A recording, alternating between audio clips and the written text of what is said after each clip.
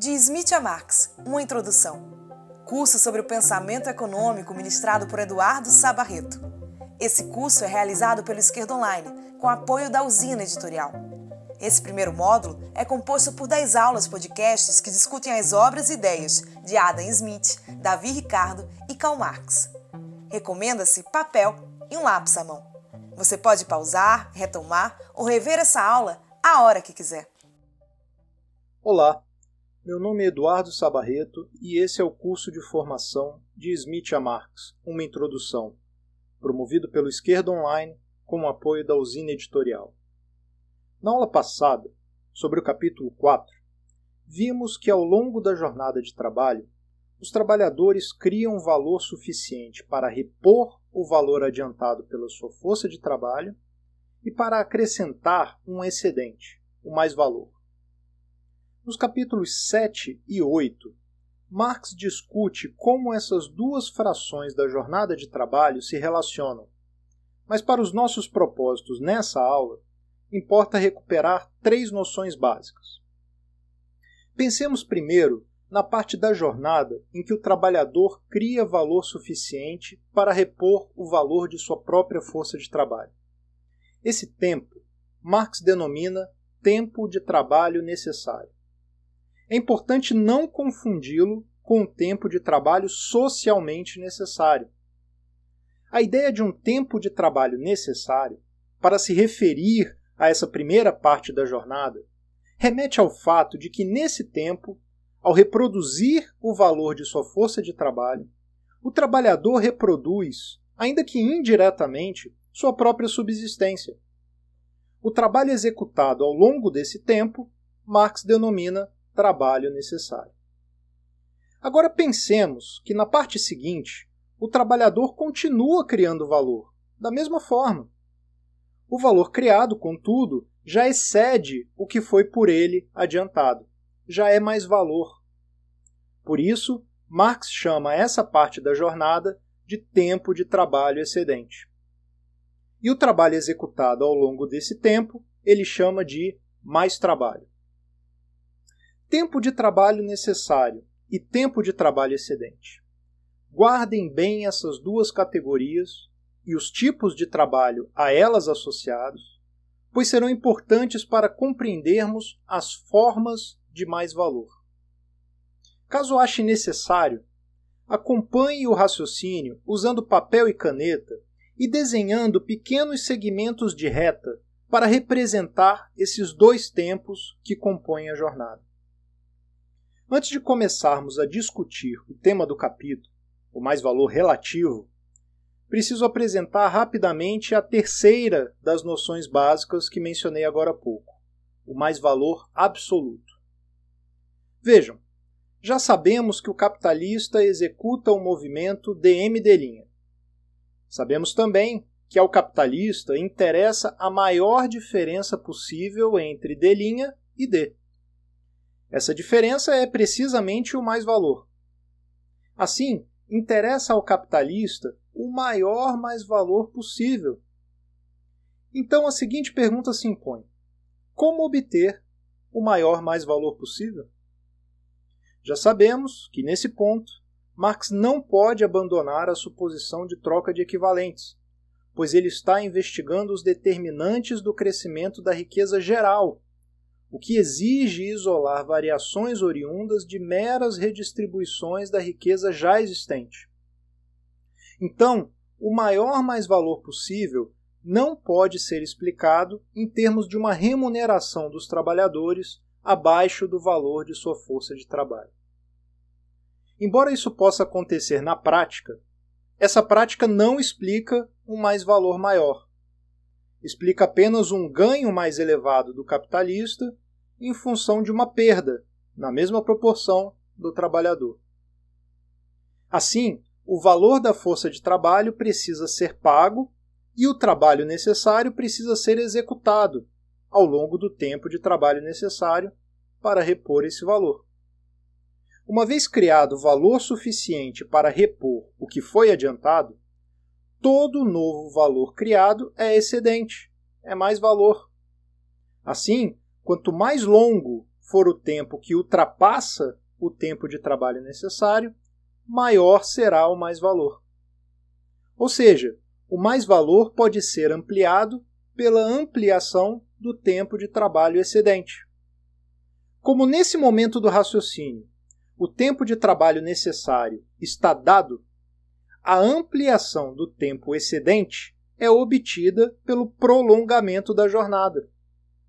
Essa é a forma de extração de mais-valor que Marx chama de mais-valor absoluto. 3 coisas podem, desde já, ser afirmadas. Primeiro, o mais-valor absoluto se defronta com uma série de limites ou obstáculos. A jornada não pode ser estendida indefinidamente, seja por limitações temporais e fisiológicas, seja por obstáculos jurídicos ou até morais. Segundo, apesar disso, não seria correto supor que, diante dessas barreiras, o impulso pela expansão do mais-valor de algum modo arrefece, se acomoda. Ao contrário, o capital precisa encontrar uma forma de contornar esses obstáculos. Assim, a terceira coisa que pode ser dita é que, diante das dificuldades crescentes de ampliação do tempo de trabalho excedente pelo prolongamento da jornada, torna-se cada vez mais necessária e relevante a ampliação do tempo de trabalho excedente pela redução do tempo de trabalho necessário. Essa forma de ampliação do mais-valor é denominada por Marx de mais-valor relativo. O que significa esse deslocamento das diferentes frações da jornada? A redução do trabalho necessário corresponde à redução do tempo que o trabalhador leva para reproduzir o valor de sua força de trabalho. A redução, portanto, do tempo que o trabalhador produz indiretamente suas condições materiais de existência. A redução, portanto, do tempo que o trabalhador trabalha para si. Mais que isso, a essa redução, como vemos, corresponde uma expansão do tempo de trabalho excedente. Isso é, uma expansão do mais-trabalho, aquele trabalho pelo qual não é dado equivalente nenhum. Como resultado, temos, conforme diz Marx, abre aspas, a parte do tempo que o trabalhador até agora utilizava para si mesmo é convertida em tempo de trabalho para o capitalista. Fecha aspas. Isso porque a mudança que gera a expansão do mais-valor decorre não do prolongamento da jornada, mas de sua nova divisão entre trabalho necessário e mais trabalho. Deve ficar claro, para que o ponto fique bem compreendido, que a determinação da duração de cada uma dessas parcelas de trabalho é distinta. Por um lado, o valor dos meios de subsistência determina o valor da força de trabalho, e o valor da força de trabalho determina o tempo de trabalho necessário. Por outro lado, o tempo de trabalho excedente é determinado pela duração da jornada e pelo tempo de trabalho necessário.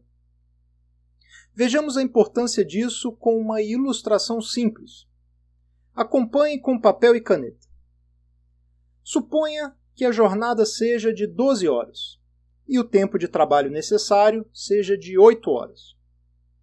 Nesse caso, o tempo de trabalho excedente será de 4 horas.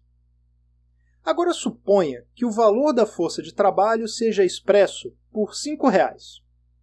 Isso significa que o mais-valor criado nessas 4 horas será expresso por R$ 2,50. O capitalista até pode se apropriar de um valor superior a R$ 2,50, digamos R$ 3,50, pagando R$ 4,00 ao invés de R$ 5,00 a força de trabalho. Mas esse resultado estaria sendo alcançado pelo pagamento da força de trabalho abaixo de seu valor. Não é disso que se trata a categoria de mais-valor relativo.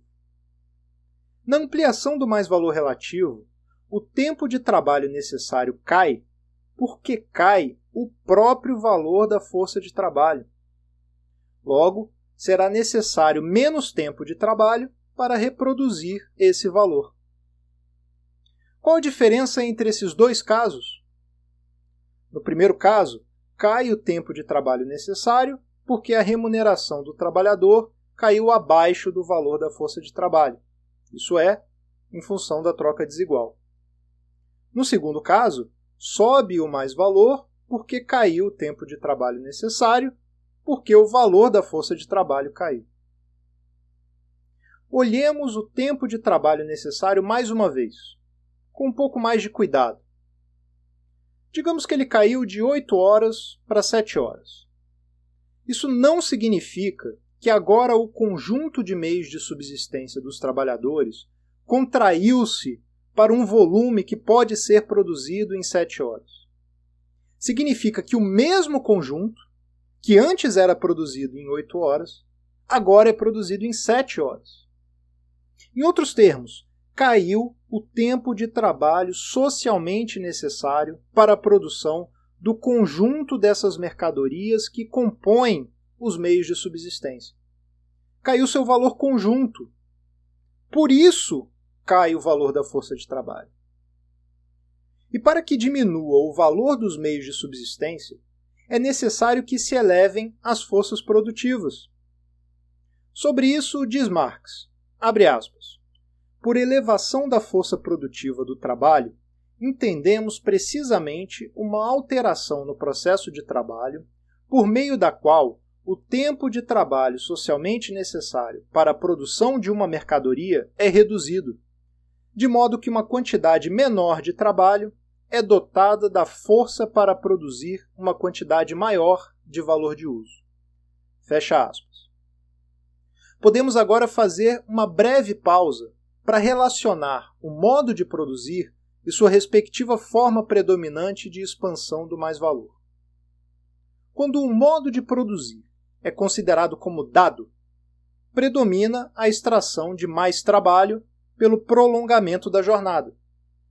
Isso é, se partimos da suposição que as formas de produzir não se alteram, não é possível haver a contração do tempo de trabalho necessário. Ou seja, nesse caso, não é possível converter tempo de trabalho necessário em tempo de trabalho excedente. Essa conversão de trabalho necessário em mais trabalho exige a reconfiguração das condições técnicas e sociais do processo de trabalho, nas palavras de Marx. Assim, como já sabemos que o capital não pode se acomodar aos limites do mais-valor absoluto, o capital não pode limitar sua própria expansão na base do mero prolongamento do processo de trabalho, tal como historicamente herdado. Por isso que Marx afirma, reiteradas vezes, que é próprio da natureza do capital constantemente revolucionar sua base técnica. Acompanhem a seguinte recuperação do raciocínio em 5 passos. Se o objetivo último é expandir o capital, e se isso é obtido apenas pela expansão do mais-valor, e se a extração de mais-valor absoluto possui limites naturais, técnicos e sociais, então a extração de mais-valor relativo é não apenas uma opção, mas uma necessidade. E sendo o mais-valor relativo uma necessidade, a elevação das forças produtivas também é uma necessidade. Chegado a este ponto, Marx chama a atenção para o fato de que a elevação das forças produtivas terá como resultado a expansão do mais-valor relativo se ela ocorrer nos ramos que produzem os meios de subsistência dos trabalhadores. Ou seja, se ela for barateadora dos meios de subsistência. Toda essa discussão na primeira metade do capítulo, portanto, lida com um benefício geral para o capital, oriundo de uma alteração relativamente localizada no nível das forças produtivas. Com isso, conseguimos explicar como a elevação das forças produtivas propicia uma elevação geral do mais-valor, ao reduzir o valor da força de trabalho. Mas não temos ainda elementos suficientes para entender por que o capitalista individual eleva as forças produtivas sob o seu controle. Por que seria vantajoso para ele baratear sua própria mercadoria? Para responder adequadamente, diz Marx, é necessário investigar os diversos capitais individuais em concorrência, algo que ele fará apenas no livro 3 de O Capital. Ou seja, ele não pode ainda oferecer a explicação completa. Ao mesmo tempo, ele afirma que já é possível, com o que temos, desdobrar algumas considerações acerca de elevações isoladas de força produtiva. Nesse ponto, abrem-se duas leituras possíveis. A primeira vai interpretar essa segunda parte do capítulo como uma demonstração de que haveria uma transferência do valor em favor dos capitais mais produtivos de seu ramo. Ou seja, os capitais mais produtivos se apropriariam de uma quantidade de valor maior do que a que efetivamente produzem. E os capitais menos produtivos se apropriariam de uma quantidade de valor menor do que a que efetivamente produzem. Essa é, sem dúvida, a interpretação predominante. Creio, no entanto, que ela está incorreta, pois se ela supõe apropriação superior e inferior ao valor produzido, ela exige romper com um raciocínio apoiado na troca de equivalentes. Não me parece que Marx faria isso sem avisar, e num estágio da reflexão ainda tão distante do momento em que ele efetivamente suspende a suposição da troca de equivalentes, no final do capítulo 8 do livro 3. Por isso proponho uma segunda leitura.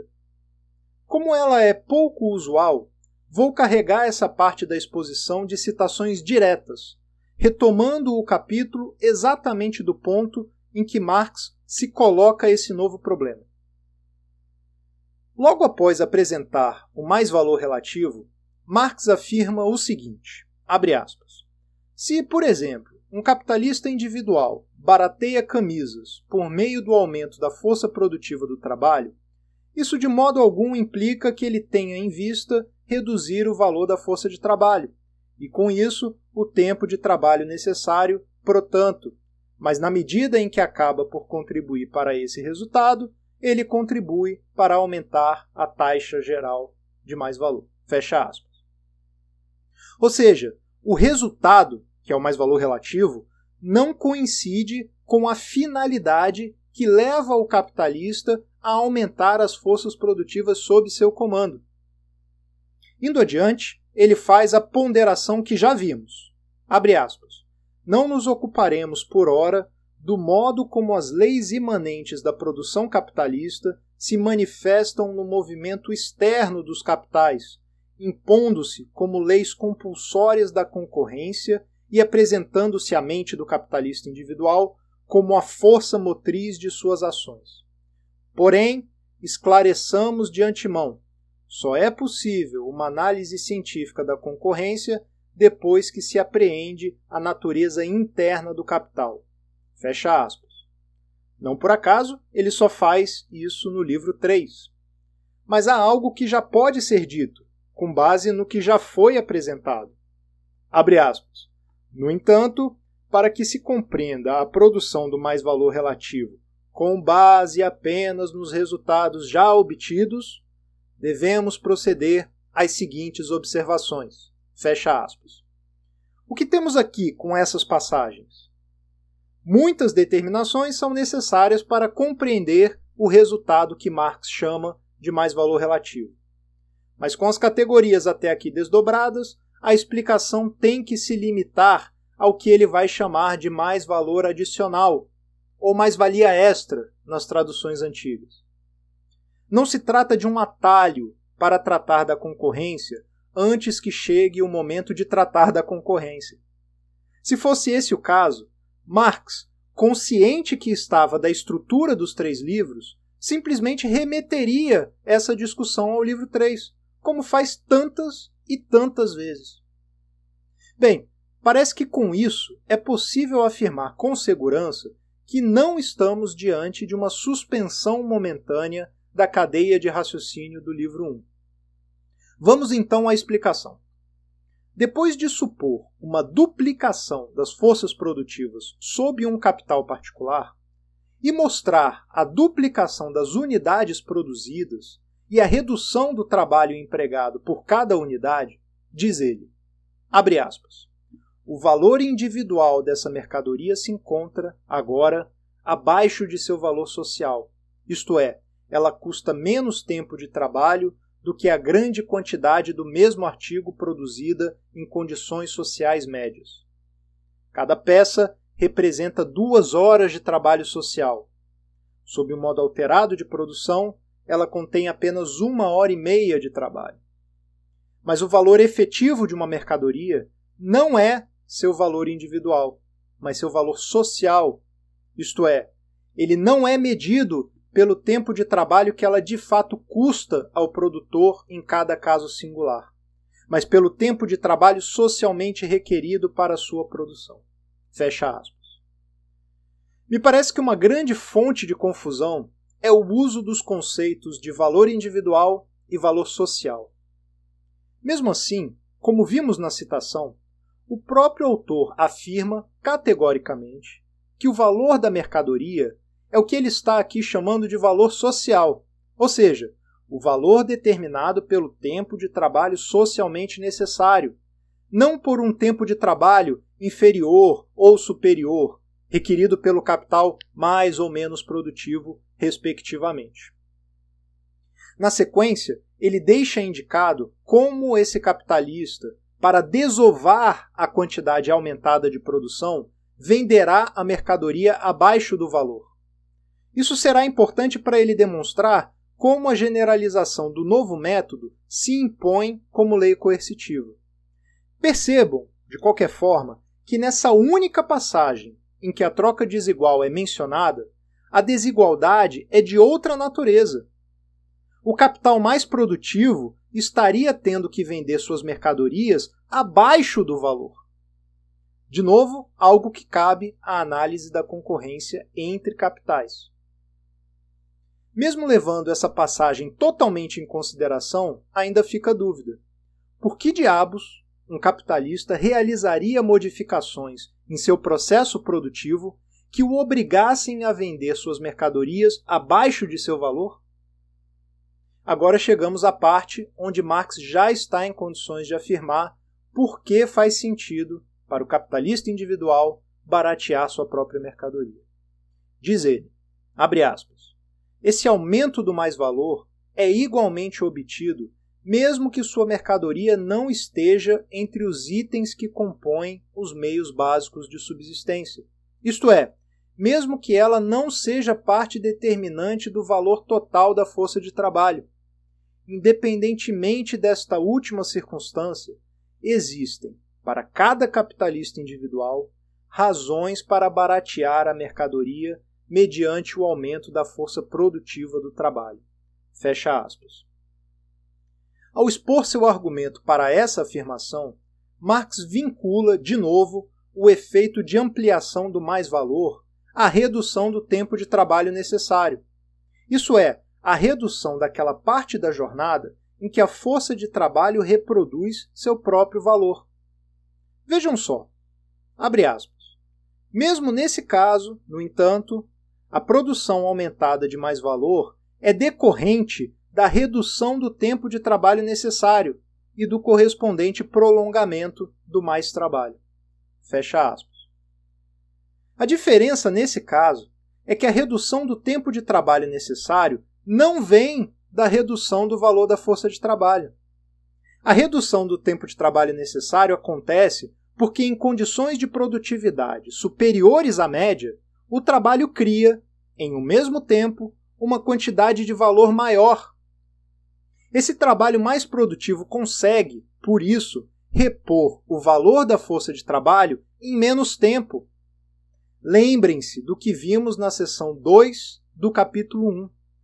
Marx está claramente se referindo ao trabalho potenciado, ou trabalho complexo, dependendo da tradução.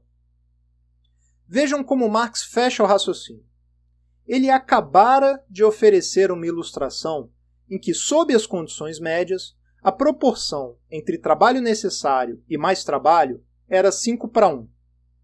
E nessa mesma ilustração, ele supunha que o processo mais produtivo conseguia operar com uma proporção de 5:3. Ao fim, ele afirma: a proporção entre o trabalho necessário e o mais trabalho, que nas condições sociais médias é de 5:1, é agora 5:3. O trabalho excepcionalmente produtivo, atenção, atua como trabalho potenciado, ou cria, no mesmo tempo, valores maiores do que o trabalho social médio do mesmo tipo. Por isso, agora o trabalhador necessita, em vez das 10 horas de antes, apenas 7 horas e meia para reproduzir esse valor. Seu mais trabalho aumenta, assim, 2 horas e meia, e o mais valor por ele produzido de 1:3 zellings. O capitalista que emprega um modo de produção aperfeiçoado é, portanto, capaz de apropriar-se de uma parte maior da jornada de trabalho para o mais trabalho do que os demais capitalistas no mesmo ramo de produção. Ele realiza individualmente o que o capital realiza em larga escala na produção do mais valor relativo. Fecha aspas. Para fechar essa parte, reprisemos de maneira resumida e esquemática o argumento que acabamos de acompanhar. Em primeiro lugar, quando ocorre uma elevação isolada de produtividade, o valor da mercadoria não muda na mesma proporção. Por que o valor não muda na mesma proporção? Porque ele é determinado pelo tempo socialmente necessário. E esse tempo socialmente necessário é determinado pelas condições médias de produção. Ou seja, a variação da produtividade de um capital individual isolado pode até alterar essas condições médias e o tempo socialmente necessário, mas nunca provocará uma alteração na mesma proporção. A variação isolada de produtividade sempre será maior que a variação do nível médio de produtividade. Suponhamos, para facilitar a visualização, que o valor da mercadoria não muda. Em outros termos, suponhamos que a variação isolada de produtividade tem um impacto negligenciável na média. Para o capital individual que passou a operar com maior nível de produtividade, a nova situação é a seguinte: produz-se um número maior de unidades e cada uma delas ainda possui a mesma grandeza de valor que antes. De saída, podemos notar que a quantidade total de valor criado em um tempo determinado aumentará exatamente na mesma proporção do aumento do número de unidades produzidas. Mas nos interessa ainda saber o que acontece com o mais valor. Para isso, precisamos retomar a ideia de tempo de trabalho necessário, isso é, o tempo em que a força de trabalho em atividade cria valor suficiente para repor seu próprio valor. Imagine que antes da elevação isolada de produtividade, o tempo de trabalho necessário era de meia jornada. Imagine, além disso, que nessa meia jornada eram produzidas 10 unidades da mercadoria. Isso significa que nessas 10 unidades há uma soma de valor que corresponde exatamente ao valor da força de trabalho. Quando ocorre a elevação de produtividade, cada uma das unidades produzidas ainda terá a mesma grandeza de valor. Isso significa que o valor das 10 unidades ainda corresponderá ao valor da força de trabalho. Agora, no entanto, com a maior produtividade, essas 10 unidades são produzidas em menos tempo. Com isso, para os trabalhadores operando nesse processo mais produtivo que a média, o tempo de trabalho necessário diminuiu. E se o tempo total da jornada não se altera, a diminuição do tempo de trabalho necessário implica diretamente a ampliação do tempo de trabalho excedente. E a ampliação do tempo de trabalho excedente implica produção aumentada de mais valor, um mais valor adicional, ou mais-valia extra, nas traduções antigas. Com esse raciocínio e as passagens que vimos citadas do capítulo, me parece que a interpretação mais rigorosa é a seguinte: O trabalho com produtividade acima da média atua como trabalho potenciado. Ele cria maior massa de valor em um mesmo tempo. E como o valor que o capital paga a essa força de trabalho continua sendo o mesmo, aumenta também a massa de mais valor. Agora, é preciso ressaltar, tanto na primeira leitura, que trata o mais valor adicional como transferência de valor, quanto na segunda leitura, que trata o mais valor adicional como criação potenciada de valor, esse mais valor adicional desaparece à medida que as formas mais produtivas de produzir são generalizadas. O motivo é simples. Quando os melhores métodos são generalizados, as condições médias de produção se reconfiguram. Com isso, cai o tempo de trabalho socialmente necessário e, portanto, cai o valor de cada unidade produzida. O trabalho que antes era excepcionalmente produtivo, agora é simplesmente trabalho executado sob as condições médias. Antes de encerrar, percebam que o capítulo 10 já nos dá elementos suficientes para enunciar outra conclusão importante, bastante concreta e prática. A lógica do mais-valor relativo nos mostra que na sociedade capitalista, a economia de trabalho, isso é, a redução do tempo de trabalho necessário, não tem como objetivo a redução da jornada de trabalho. Ou seja, não tem como objetivo a criação de tempo livre. O objetivo que impulsiona e norteia a elevação das forças produtivas é precisamente encurtar a parte da jornada que os trabalhadores trabalham para si, ainda que indiretamente, para, em decorrência disso, aumentar a parte que trabalham para o capitalista, criando excedente, criando mais valor. Com isso, encerramos nossa discussão sobre o capítulo 10, mas não custa reforçar, como faria Obi-Wan Kenobi, esses são seus primeiros passos. A riqueza categorial apresentada por Marx em O Capital tem muito mais a oferecer à nossa crítica da sociedade capitalista. Nos vemos na live de encerramento do curso. Até lá!